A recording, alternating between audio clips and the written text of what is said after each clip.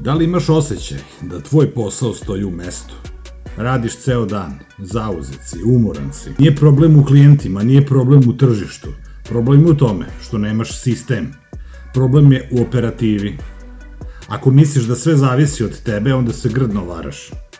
Ako sve u tvom poslu zavisi od tebe, ti onda nemaš svoj biznis, ti imaš samo radno mesto.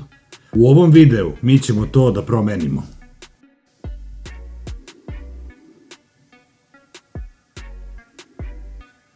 Postoji jedna laž koju sebi ponavljamo. Niko to ne može da uradi kao ja. To zvuči kao kvalitet, ali zapravo je kočnica. Ako tvoj posao zavisi isključivo od tvojih ruku, ti si napravio digitalnu tamnicu i sam si sebi čuvar. Umesto da vodiš firmu, ti kopaš kanale, unosiš podatke, formatiraš tabele, proveravaš sitnice, direktor si, ali radiš posao sekretarice. I zato posao stoji u mestu.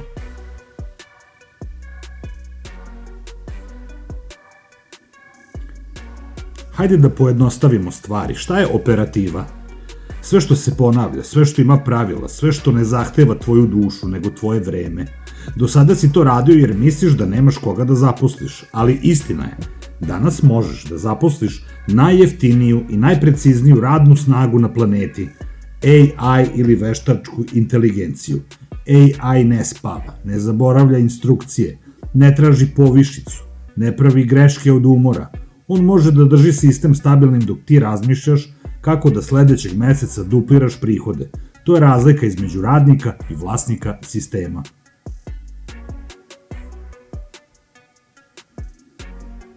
Ovde dolazimo do ključne stvari. Rešenje nije da radiš brže, rešenje je da napraviš sistem. To znači da napraviš SOP, standardne operativne procedure. Ali nemoj da te zbuni termin, to je samo precizno napisan način kako se nešto radi. Korak po korak, step by step. Razlika je u tome što to sada ne izvršava čovek, izvršava AI. Umesto da svaki put razmišljaš kako ovo ide, ti gradiš mašinu. Klijent dobija osjećaj da iza tebe stoji tim od 10 ljudi, a ne jedan premoren freelancer.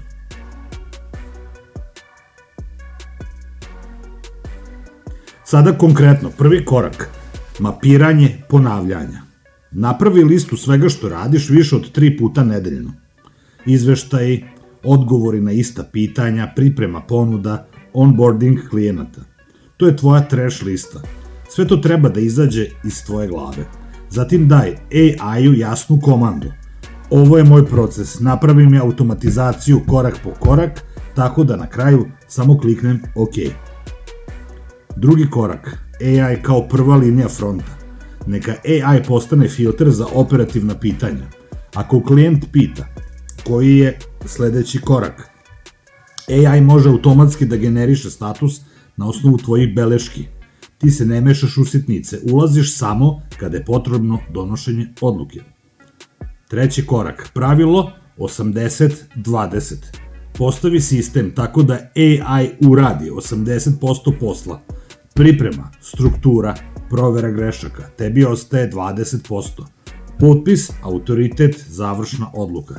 Ti si odobravalac, nisi izvršilac. Kada prebaciš operativu na AI, tvoja uloga se menja. Od radnika na traci postaješ arhitekta sistema. Odjednom vidiš širu sliku. Gde gubiš novac, koji klijenti su profitabilni, gde leži sledeći veliki ugovor. Više nisi umorni zidar koji nosi cigle, ti si arhitekta digitalne fabrike. I tada posao počinje da raste. Ne zato što radiš više, nego zato što si skinuo lance operative sa svojih nogu. Zapamti ovo. Ako sve zavisi od tebe, ti si usko grlo. Ako sistem radi bez tebe, ti si vlasnik. Ako ti se dopalo ovo što si čuo danas, i ako si pronašao sebe u ovome, i ako ti je ovo pomoglo u svom poslu, pozivam te da zapratiš moj YouTube kanal, da pogledaš sve prethodne epizode. Takođe te pozivam da kupiš moj priručnik koji se nalazi u prvom pinovanom komentaru na ovom videu.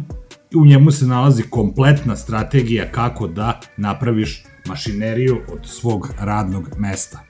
Hvala vam što ste bili sa mnom u ovom videu, vidimo se u sledećem. Pozdrav svima!